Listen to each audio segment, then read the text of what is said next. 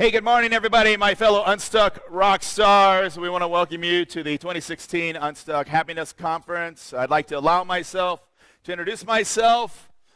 My name is Marvelous Mark, and we're going to have a good time today. And if for whatever reason you came here, whether you've been stuck, whether you've been unstuck, whether you want to be proactive and keep yourself from being unstuck, we have the answers, and we have a great lineup for you here. And we appreciate you taking time out of your schedules and busy days to come here and spend some time and try to support our presenters as well as better yourself and maybe share some information with a friend that might be unstuck. It's kind of my responsibility to keep things moving and on time and rocking and rolling and injecting a little bit of energy.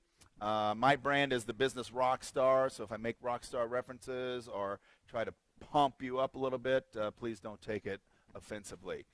First of all, the restroom locations, if you haven't figured it out, you make a left, then you make a right, and then you make a right again down the hall.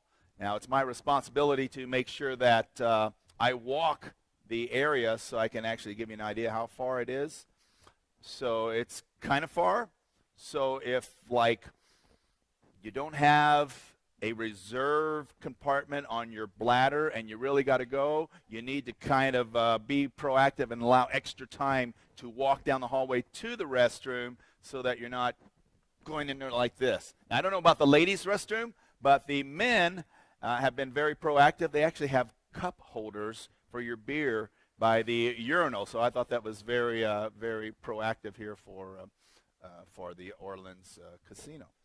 Second, just so you know, there will be a break about every hour and a half into each section to give us an opportunity to make that walk. Pictures and videos, we are cool with that, and so are the speakers, as long as you hashtag and share on your social media and let everybody know how much fun you're having here at Unstuck. If you have any questions for the speakers, which I'm sure you will, we just ask that you write them down on the index cards on your table, and we have the red box. The Red Hat ladies had a conference yesterday, and they left that box, so we swiped it, and we're going to use that to put questions in or comments, and then actually we will do a little Q&A after each half-day session, so we'll get to that. And I think that's it. We're just glad you're here. So to maybe get unstuck out of our what? Oh, we're not going to go wild yet. We're going to get unstuck. So let's just take 30 seconds to do some unstuck gestures. We have some people that haven't known anybody that do not know everybody. So let's just take 30 seconds, stand up, get some high fives, give some fist bumps if you're a germ freak. If you're into the unstuck hug, just give them a big hug and go, no, just kidding, just go, and so let's do that right now. Come on, 30 seconds. You should make contact with about 8 or 9 people. High fives, fist bumps, we're unstuck, come on. Yeah, say hello to your friends.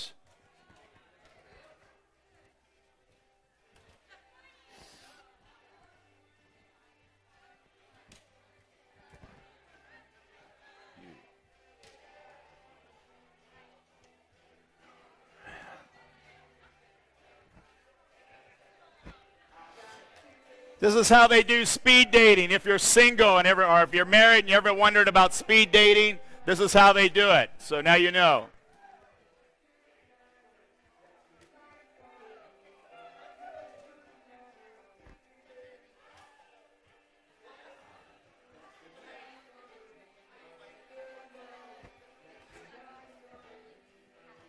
All right, go ahead and have a seat. We can't take a seat because that would be stealing. So let's talk about Shakin' Sheryl. I'm going to give a lot of these people rock star names. So Sheryl is cool because we have Shakin' Sheryl as her rock star name, and her last name is Green. So with all the talk about companies and businesses going green, we can say that she is a green speaker. So you can use that on your bio because a lot of companies like to hire green speakers. So that's good. She is a seasoned storyteller, a superhero, a transformation expert, and an animal rescuing badass. Darren, I need to change my intro. Mine sucks compared to this. All right, anyway, we are going to welcome and rock out with Shaken Sheryl Green. So let's make a little noise, clap your hands, beat on the tables, and give it up for the animal rescuing badass. Yeah! Thank you.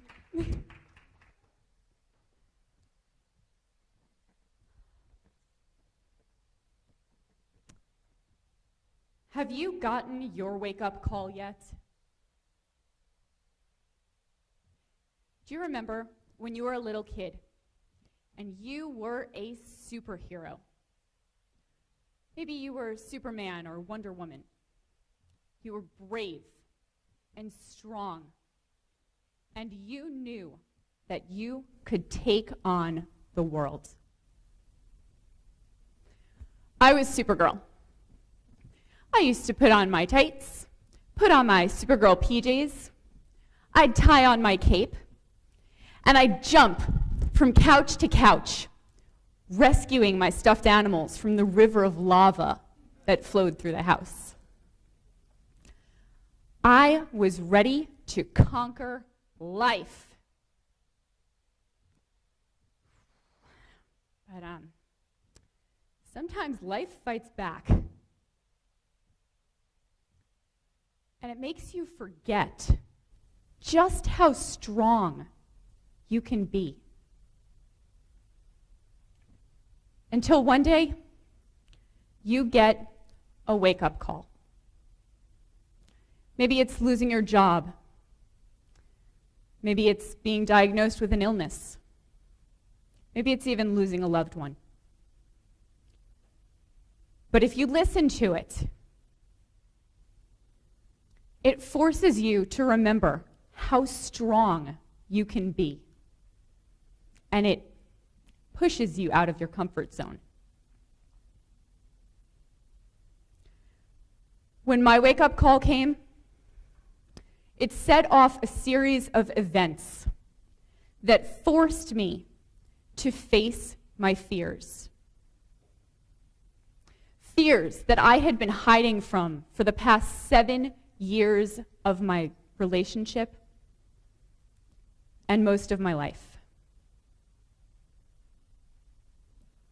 Fears that prevented me from making a change and from accepting responsibility for the place that I was in my life. For most of my life, I played it safe. I was afraid to be anything more than average. I stayed in jobs for way too long because I was too scared to try something harder and fail. I had very few friends because I was too shy to go out and meet new people. And I stayed in toxic relationships because I was deathly afraid of being alone. But I never took responsibility for it. I like how Brené Brown puts it in her book, Daring Greatly. She says that the power of owning our stories, even the difficult ones, is that we get to write our own ending. I was 21 years old when I met my husband. And from the outside, things looked perfect. We laughed together. We could finish each other's sentences. And we never fought. But when you looked closer, you could see the cracks. He came into the relationship with mountains of debt. Debt that I paid off in order for us to have a fresh start. but I married him anyway. About a year into the relationship, our finances were combined, and we were living paycheck to paycheck. When I found out that he had opened up a credit card without my knowledge, a credit card that he used to pay for an online porn addiction. And then to pay for online gambling to cover up his tracks. His defense? I thought I could pay it off before you found out. That should have been my wake-up call. I mean, who pays for porn?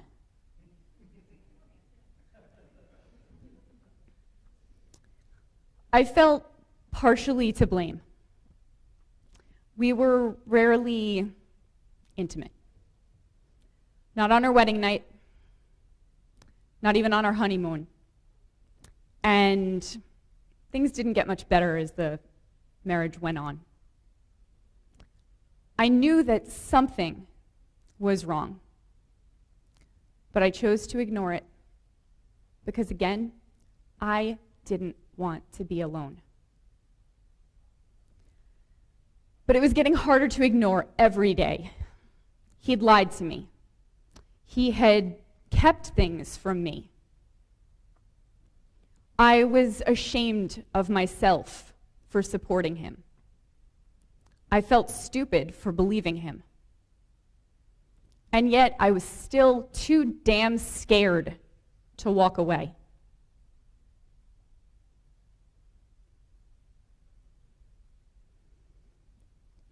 But then I realized what my kryptonite was: loneliness and codependency. He went away for a couple of days, and I planned to pamper myself. What I did instead was have a 5-day panic attack, because his absence made me realize all of those fears that I had been hiding from.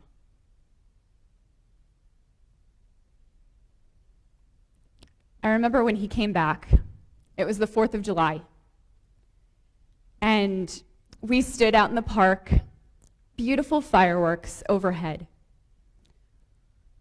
But all I could do was hold on to him for dear life. On July 10th, 2 years into our marriage, and just 6 days after we had stood in that park, I got a phone call. This was my wake-up call. I looked down at the phone and I saw that it was my husband. "Hi, honey. How are you? How's your day going?" "I'm in big trouble." "What, are you hurt? Are you okay? What's going on?" "I was arrested."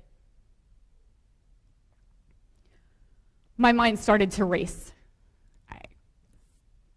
For what? Drugs? Fraud? Drunk driving? What happened? Soliciting a minor online. My world collapsed underneath me. I fell to my knees in the parking lot of my job, the gravel biting into my bare skin. That was it. That was the wake-up call that I finally chose to listen to. It was time to face my fears. And it was time to accept that I deserved better. I left my husband. I lost my home. And I moved halfway across the country with my dog Akasha to avoid the news vans that were sitting outside of my house every morning, cameras pointed in my face, trying to make my private shame public.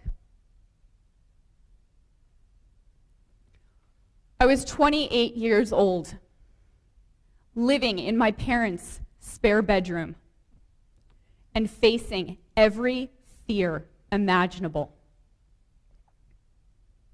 I was alone. I was unemployed. I had no friends.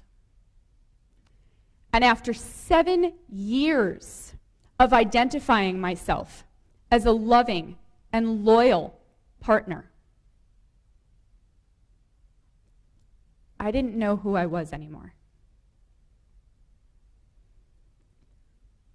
I asked myself so many questions. How could he do this? What now? How could this happen to me? I read a self-help book while I was going through my divorce. Okay, actually, I read every self-help book while I was going through. But I liked one of them because it cautioned the reader against ever labeling themselves as a victim. When you do that, when you accept that life just happens to you, you take away your power to ever change it. When you accept that your actions have consequences, you get that power back.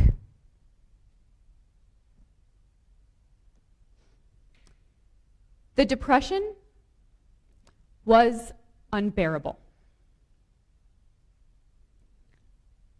I could barely get out of bed in the morning. Never mind go look for a job or make friends. I lived for the 20 seconds every morning when I woke up and didn't remember what had happened. But then my eyes would adjust, and I would realize that I wasn't in my bedroom. And everything would come rushing back.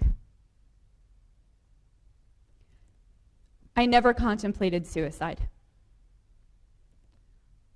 but I would have welcomed any ending to that pain. I remember the day that my stepmom Linda came home and found me curled up in the fetal position on the floor of the bathroom, tears streaming down my face. I didn't have the strength or the will to get up. She held out a hand, pulled me up, looked me in the eye and said, "Sheryl, this isn't you." She was right, of course. That little Supergirl, that little 5-year-old Sheryl that knew that she could conquer the world, was still inside of me. I just had to find her again. How was I supposed to do that? I couldn't pick myself up off the floor. How was I supposed to overcome depression? Linda sat me down in the living room, and I cried into my dog's fur. I don't know how to fix myself. First, stop crying into the dog. She's starting to mold.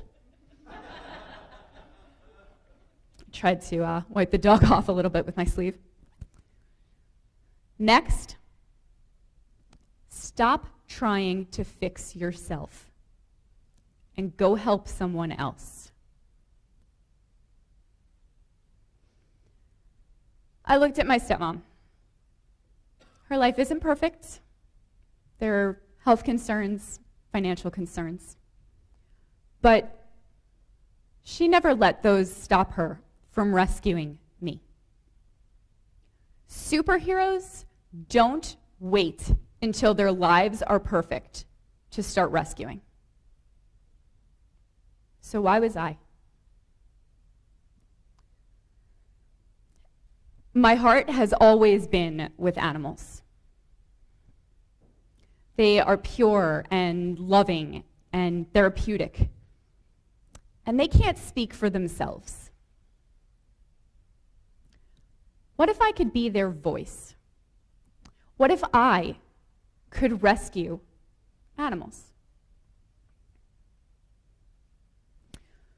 My dog had earned a day out and some time to dry off. So we found a local animal festival, Petapalooza. And we spent the day surrounded by animals and the people that loved them. And I was already starting to feel lighter. I talked to the vendors, the rescues, and one of them stuck really close to home. It was called Foreclosed Upon Pets. They were relatively new. Because of the housing crisis, people were losing their homes and just walking away from their houses. And some of them were leaving their pets behind. Akasha was my rock. I could never walk away from her. I knew that I needed to help these animals. But the rescue said they needed money, something I did not have. What I did have were organizational skills, something that you will never believe if you look at the inside of my car. But it turns out that I can put on events. So I put out a call for donations, and we hosted a yard sale. The night before, my parents' garage was filled to the ceiling with donations. And when I woke up the next day, there were volunteers waiting outside of the house. We raised over $1,000 that day. We saved animals. I learned that I had a bunch of skills. And I started making friends.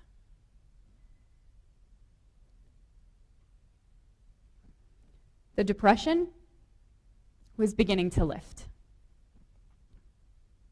I started volunteering at adoption events. I would walk the dogs, cuddle the dogs, which, by the way, best therapy ever. And every single adoption event, I would get a call from my parents reminding me that I was not allowed to bring any more animals home. But I made friends, and career opportunities opened up. And I found that Supergirl. I realized that I am an animal rescuing badass.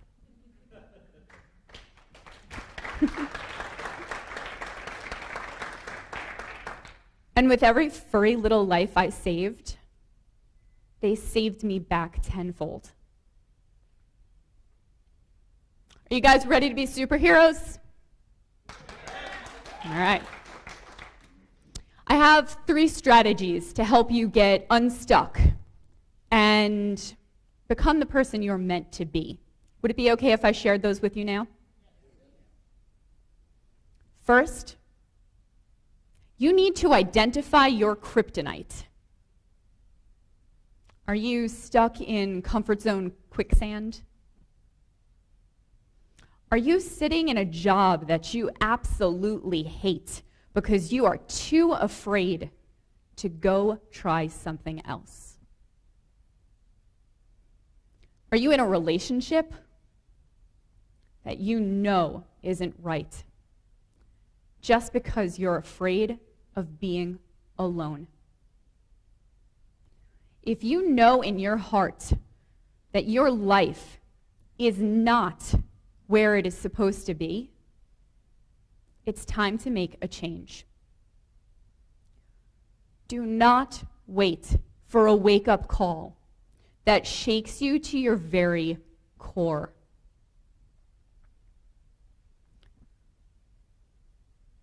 Facing your fears is terrifying.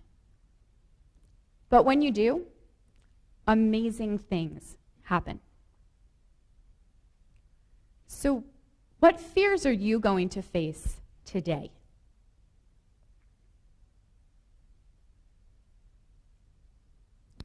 Next, you need to accept that you didn't just wake up one morning in a crappy situation. What were your thoughts? What were your decisions? And what were your actions that brought you there? Own your choices. And then make different ones. One of my favorite quotes is from Einstein. It's his definition of insanity. It's doing the same thing over and over again and expecting a different result. I think we're all a little bit guilty of that one. What changes are you going to make today to prepare for a better tomorrow?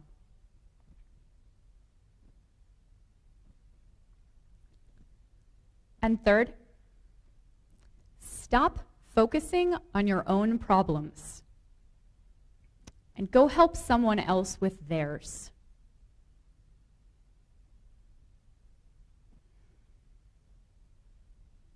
When you focus on your fear and dwell in your sadness, you get more of it.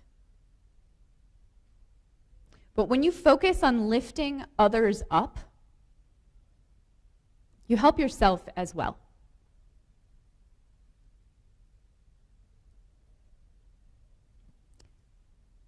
Maybe animals aren't your thing. Maybe you want to serve the homeless or teach children to read. Or maybe, like my stepmom,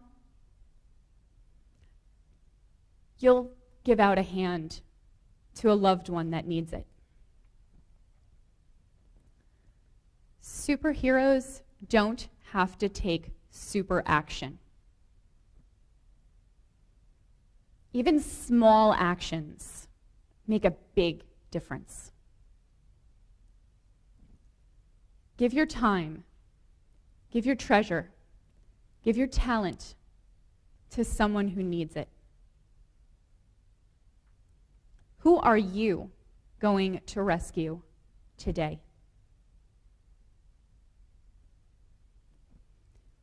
Please, let this be your wake-up call. Face your fears. Accept responsibility for where you are in your life. And then go help someone else. And as Brené Brown said, go write the ending to your story. All right, the animal rescuing badass, shaking Sheryl Green. Come on. Come on. That's awesome.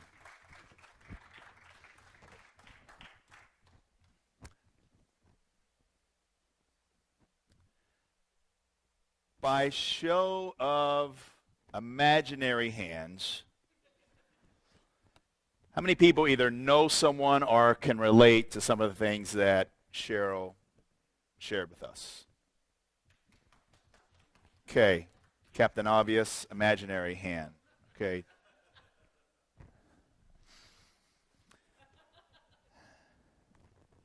And wake-up calls. How many people have had wake-up calls but didn't know they were wake-up calls till they got the third or fourth wake-up call?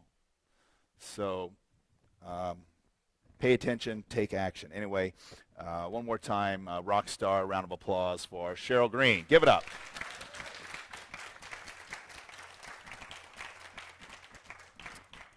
And if you want to learn more about how to be a superhero, Sheryl and John are going to be doing a boot camp, and we're going to talk about that a little bit later.